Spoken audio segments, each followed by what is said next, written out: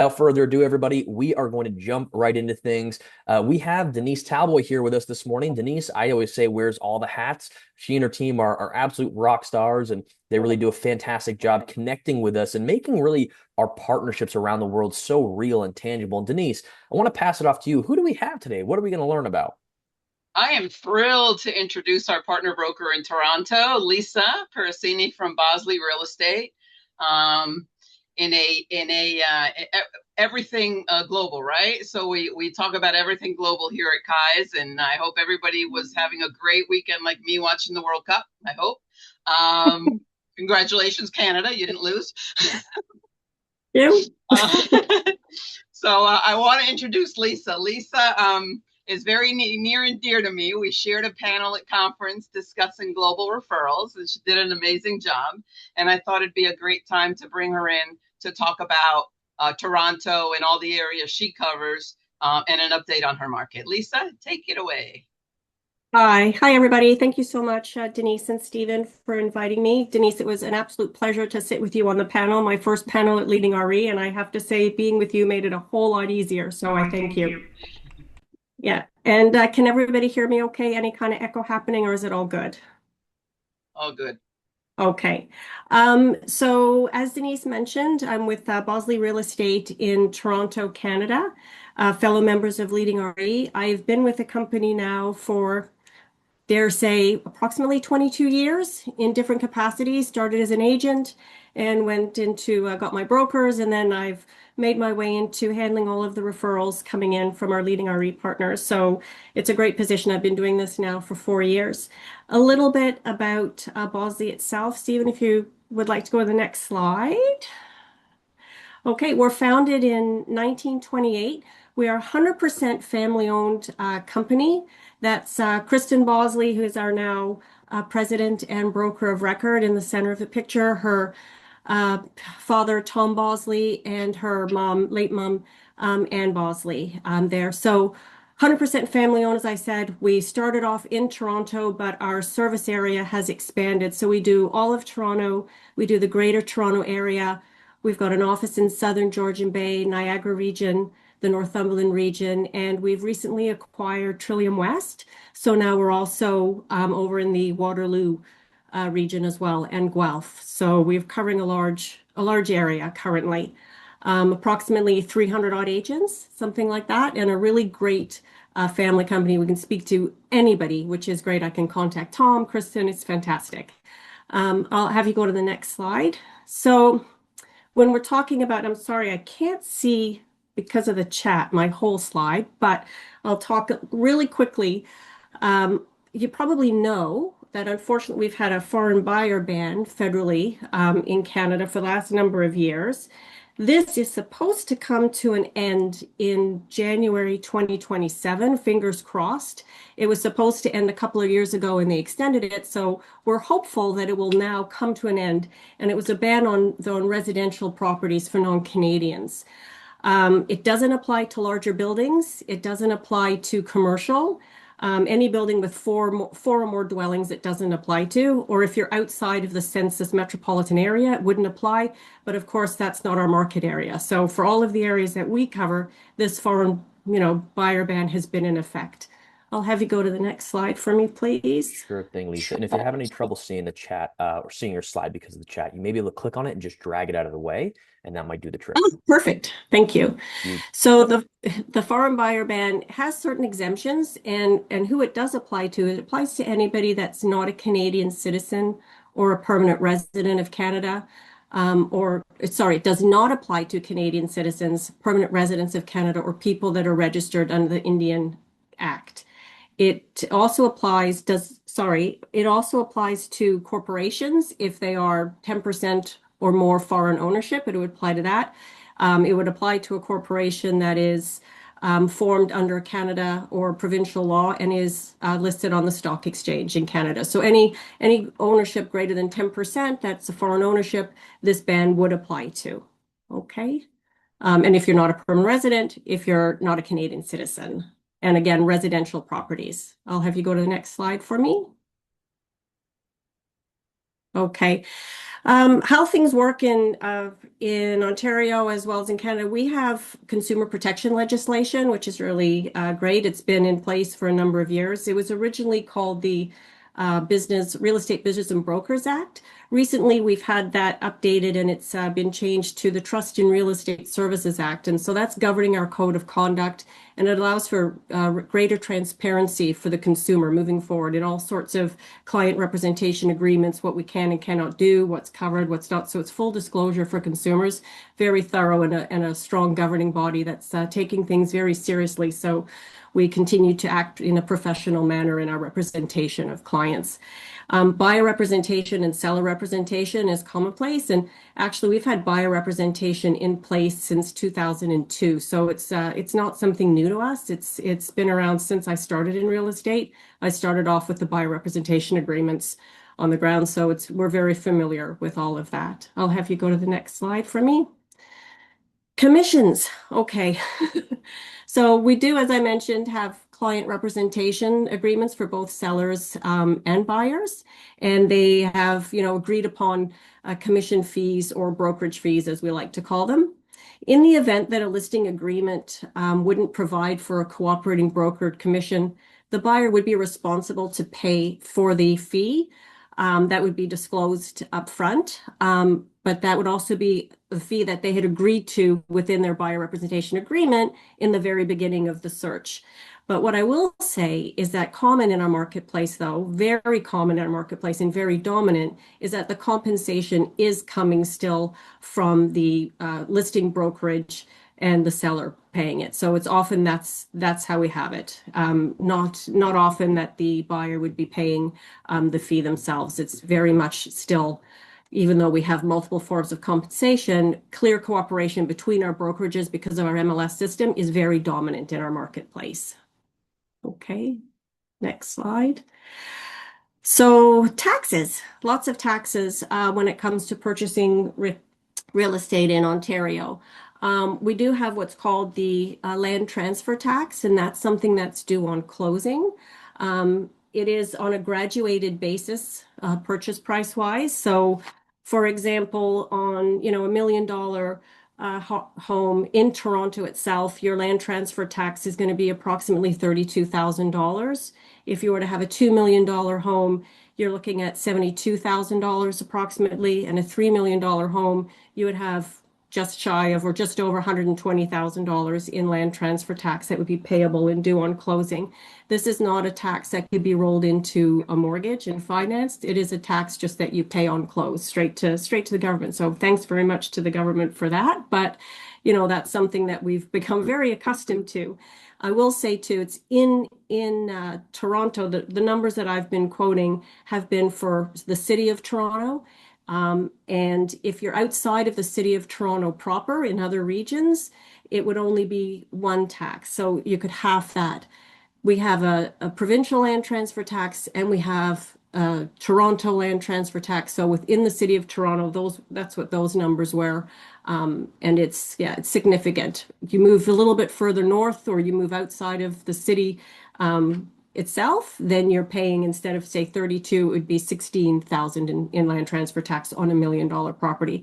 There is a great, and I can always share with Denise later, there is a great land transfer tax calculator. If you had clients that were interested, just what it would be, that's provided on TREB, sort of like the TREB website, treb.ca, and they could punch in and see, on any purchase price, what the land transfer tax would be. Additionally to that, just recently, actually, in the city of Toronto, they added what they call as a luxury property tax. So that would be an additional percentage or part of a percentage added onto land transfer tax for properties that are over the $3 million mark. Okay, first-time home buyers often qualify for rebates. For the Ontario portion, up to $4,000. If it's in the city of Toronto, they would also be eligible potentially for a rebate. I believe it's $4,400 in land transfer tax. Okay, next slide. For non-Canadians and non-residents, we've got some additional taxes that have come into effect and they would be due on closing as well. We've got something called, it's residential properties as well, and we've got something called the non-resident speculation tax, and that's provincially 25%. And it would be of the purchase price and due on close. It is only for residential properties, as I mentioned. It doesn't apply to land containing multi-residential units or apartments, and of 6 units or more, agricultural land, commercial land, or industrial land. And then in the city of Toronto proper, they decided to add an additional 10%. So if somebody was to be purchasing as a non-resident in the city of Toronto, the total tax payable on closing for that would be 35%. So there are certain exemptions that may apply. It would be prudent to speak with a lawyer to find out if somebody was eligible for exemptions and what sort of criteria. It's too far, too far down the legal rabbit hole for me to go as far as all of the eligibility requirements and what would be needed in order for somebody to not have to pay the tax or to get rebated the tax back, a number of years down the line. I think it's within 4 years you may be able to get tax back, but I can always redirect Denise to any sites that might be helpful for further information on that. If you want to go to the next slide for me. So we also have something called, new again, is the vacant home tax. Again, this is purely for the city of Toronto. It's 3% of the assessed value. So every year we have to fill out a disclosure for the city of Toronto as to whether or not our primary residences were occupied or unoccupied. And if they have been unoccupied for, say, 6 months or so, I believe that's what the threshold is, then they would be subject to a tax of 3% of their assessed value. They brought this in as a goal to increase housing supply by discouraging owners from just leaving their properties vacant. They either wanted them to sell them or to rent them out. We did have a really sort of short supply of properties, so they thought this may be something that would help. And if you choose to keep your home vacant, then you would be subject to the tax, and that money is allocated to affordable housing initiatives.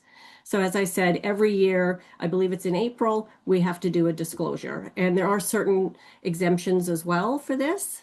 There are certain exemptions as well for this on the tax.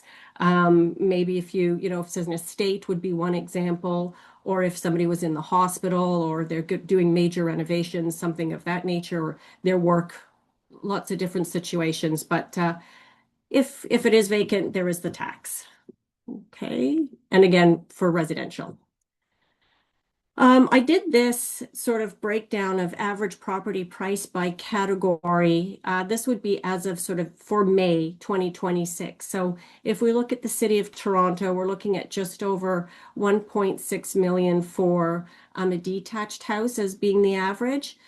A semi-detached being, just shy of 1.3, a townhouse or road just over 1.1 million, and a condo being 673,000. When the condo market got hit the hardest lately, especially really small condos, a lot of investor condos, they had the largest sort of reduction in value over the last couple of years it sort of got flooded. The tenant, mortgages came due, and properties were not necessarily making the most sense from an investor standpoint. So how far under outside do you have to be under $1 million for a single family home? There's even within Toronto, depends. If you're going into sort of like Markham, Peel, going a little bit further to say Guelph, Hamilton in through there, then those areas. Even when we take City of Toronto and we're talking about the City of Toronto, it is an average, and the City of Toronto does encompass a really varied housing stock, and this is specifically for May. So numbers can be skewed a little bit even because, say, for example, in May we had, more houses selling in the 2 million plus mark, or at another time you've got, houses that, are trading, in the 1.5 million. I'll say a lot of the neighborhoods, even in, say, I'll give you some examples later, but some neighborhoods you've got, multi-million-dollar properties, and then you've got smaller homes even within that same neighborhood, which are going to be maybe in around a 1.1. If you're saying $1 million for a detached house, it's very difficult, okay, depending upon the areas. If you're going into a little bit further north, You may be able to get something that's in need of renovation, that sort of thing, even cosmetic renovation. It really does depend very much on the particular community. Some communities are trading with multiple offers. Other communities, the properties are sitting for a much longer period of time and having to go through price reductions, and sellers are going to have to adjust their expectations from a price standpoint. But this is very broad, specifically for May 2026. It's probably down about 1% from May this time last year, but this is where we sat in May. Would you say an hour though? They have to be at least an hour from the city to be able to I find would something a say bit more. probably, yeah. Okay. Go for the next slide. So this, I've just shown a few cross sections, so very different neighborhoods. So the one listing on Shorncliffe, that's like a sort of centrally located South Forest Hill, very exclusive type of neighborhood, and there's a detached 6-bedroom home there, 4-bath, that's listed at 3.98. Very walkable, very community oriented, larger lots, and this is, you know, very accessible via transit and also close to parks and really terrific schools. And then the North York property, so this is still within the city of Toronto. It's very accessible through the subway. It's very close. This is Bayview Village area, we call it. It's very close to, you know, shopping. Increased transit has happened there, and this is 1.99. These sit on a much larger lot within that particular neighborhood. You have, you know, bungalows, and in fact, some of them have just been redone, and then others they've, you know, torn down and built new. But just to show you, two completely different property types in different areas of the city. So one being sort of a little bit further north, and the other one is definitely more midtown and central. I'll have you go to the next slide. Toronto West, so this is a condo sort of in the west end of the city, just about 925 square feet. It's a 1+1 bedroom, and it's, you know, got 2 baths, and it's listed for 689,000. Again, it's a little bit of a different type of property that has got, you know, the soaring ceilings, not your typical tiny little condo. That's very west end of the city, and it's close to the lake. So again, a different type of lifestyle there. And then this is a little semi-detached that was listed at on Frizzell. This is a neighborhood called Riverdale. Again, very family-oriented, very walkable community, close to schools, very easy access to downtown, you know, Bloor Street. A lot of diversity within the neighborhood. You've got some properties, would be a particular neighborhood where I mentioned you've got some property semis, which would be in around the 1.2 to 1.5 range. And then you've got, you know, just a few streets north, you would have properties that are, you know, $3 million. They've got great central parks and things like that. But just to give you a little bit, that's a semi-detached with parking as well. I'll get you to go to the next slide. Heading north now this is out of our Southern Georgian Bay office, more of a recreational property. So this would be in a region where you've got, you can live full time. You've got skiing, you've got lakes, you've got trails and hiking, a completely different type of lifestyle to the city, a little bit laid back. This is a new build property, and it's a 4-bed, 4-bath, and it's listed for 1,249 within the same type of community at the base of the mountain of Blue Mountain. So people really do love to go and ski, and this is one of the mountain regions that I'm not a great skier, so I don't, but this is one of the mountain regions that people really like to attend and go to. And this one's listed for 939 for townhome, you know, 3-bedroom, 3 baths. So you can see there's a really wide range of property types and availabilities in different regions. I'll have you go to the next slide. So this is much further west. This is going out to sort of like Kitchener, Waterloo, and Niagara region. And the one in Elora is a new build. Again, it was and move-in ready, listed 3-bed, 3-bath for $1,033,000. So that's never been lived in, new construction for that one. And then in Niagara on the lake itself, which is really pretty, one of the prettiest towns has been voted. You've got your wineries, you've got, you know, your Shaw Festival and theater. You've got, again, a much more laid back sort of lifestyle. You've got 3-bed, 3-bath for $1,199,000. This one's listed at. Okay, a bungalow loft. Next slide. And thank you for your time. Hopefully, if you have any questions, I can answer them. If I can't answer something, I can find out and redirect Denise and provide her with some further information that would be helpful to you. But I really do thank you for your time, and hopefully you found this enlightening or somewhat interesting. It was definitely very interesting and very enlightening, Lisa, as well. And what I always like to ask when we come to the tail end of these conversations Yeah. is, and this might be a tough one, but I think you'll do a great job with it. If you were to boil down, when people think about Toronto, Canada, just the whole area, if you were to boil it Yeah. down into kind of one final golden nugget, one key takeaway that people could walk away with, what would that be? One key takeaway. I really do think it is a great city. It provides a lot of different communities for a lot of different interests and lifestyles and choices. And I think what's great is one of the things that even within my own family, and I know I'm going off topic a little bit, but I very much like a little bit, larger lot, and I've got, say 50 feet wide, and yet I'm still so close. It takes me, 10, 15 minutes and I can be right downtown in the heart of it, but I don't feel like I'm living right in the city. And yet within my family, my sister, she's right downtown and walkable. So you've got something for everybody. And once we have our foreign buyer ban, I think it's great. But yeah, it's a really great city. I've been here since 1975. And I call it home. I really like it. You've got lakes, you've got city, you've got theater, you've got restaurants, you've got a little bit of everything. I love that. So we had a question that just came through, Lisa, as well. What would be the total taxes a foreigner has to pay when buying in Toronto? So you would have to do, depending upon the status that you have. And again, I would definitely say I'm going to give you this for information purposes, and I'm going to have the disclaimer that it's really important to contact a real estate lawyer, okay, for the specifics, and your accountant to be based on your specific situation. But the hard taxes that everybody has to pay are the land transfer tax. So land transfer tax is, if you're in the city of Toronto, you're paying double land transfer tax. If you're outside of the city of Toronto, you're paying provincial land transfer tax only. And then you've got your non-resident speculation tax. So that would be the one that again, we've got municipal non-resident speculation tax of 10%, and we've got the provincial non-resident speculation tax of 25%. So outside of Toronto, it's 25%, within Toronto, 35%.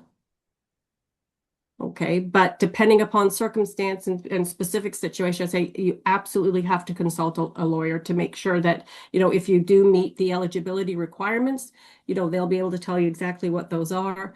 And then, because you wouldn't want a surprise. We have heard, I guess it was a couple of years ago, there was a circumstance, not within our brokerage, but somebody had come in and they were buying a property. It's nobody within the Leading RE family, okay, just so we know, but they were buying a property further north, and it ended up that they didn't realize that on that particular property they had to pay the non-resident speculation tax, and they were, it ended up being a couple $100,000 in addition to their purchase price that they had to pay. So very important to make sure that all of the right people are in place so you know exactly what you have to pay. But those are the taxes.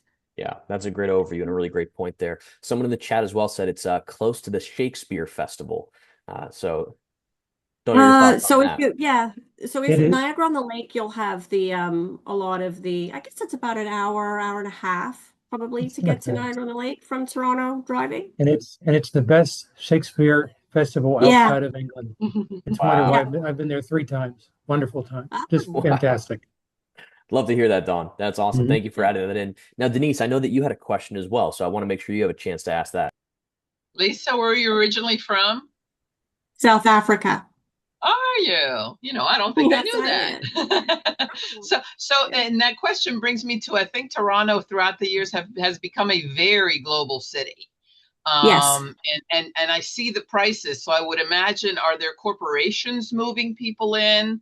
Is there a specific area that you see, internationals moving from? What is your perspective on that? Yeah, we haven't necessarily had a lot coming in. We do get the corporates do come in, yes.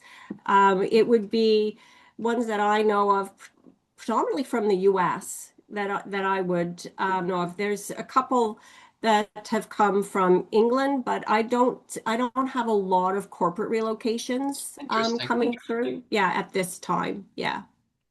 Yeah. I Good do have a to know. number of people waiting on their permanent residency status. Currently, we had some buyers come in, and even though they're, subject to some of the exemptions, they don't want to have to pay the tax up front and then wait for, a number of years in order to get the rebate. So they're just waiting on permanent residency before purchasing. So that's sort of what I've been seeing lately. Do you know how long that takes if you want to move to Canada and become a permanent resident or a permanent citizen? I don't have specifically how long it takes. This one could be a year or so, something like that. I think it all sort of less than depends. Yeah. So again, sorry, out of my realm of expertise. No, that's fine. No, that's fine. Yeah. No, I appreciate all the information. Of course. Yeah. And go ahead, Lisa. No, I was just going to say, Denise, I can sort of, in a separate email, I'll send you sort of some links, if you like, to different, that'd be great. Different websites, government sites, which give a little bit more information in detail and maybe some redirects for you. No, And that's there's a helpful. brochure. As we always take calls in the department after these global webinars, so thank you. Yeah, no worries. So maybe not today, but I'll get it to you this week. How's that? No, next week when you're back in Canada. When I'm back home, yeah. That sounds great. And as you just heard Denise and Lisa saying as well, any questions, obviously, if we can't answer them now, if you're watching the recording of this and you want to learn more about Toronto and the area and get connected, make sure to reach out to Denise Talboy and her team. They're fantastic and they can get you everything you need and get you connected as well. But Denise, Lisa, in closing, is there anything either of you would like to say? I would like to thank you for having me. I'd also like to thank Denise and Kai's company for the, handling clients in an amazing manner. Everybody's been very happy when we've been sending, buyers and sellers down there. So we try to send you. We try and send you. Somehow, I think we've done more listings heading to, in Canada as far as referrals. I think they're trying to move here to the sunnier weather. You know what? They are.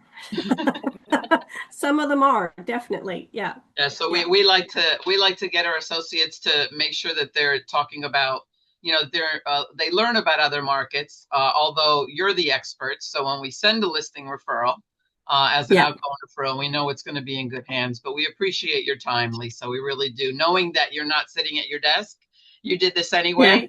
So thank you for doing this while traveling. No worries. You're very welcome. Thank you. Thank you so much, Lisa. Thank you, Denise. And Thanks, for everyone, everyone. thank you so much. We look forward to seeing our next one. Thanks, guys.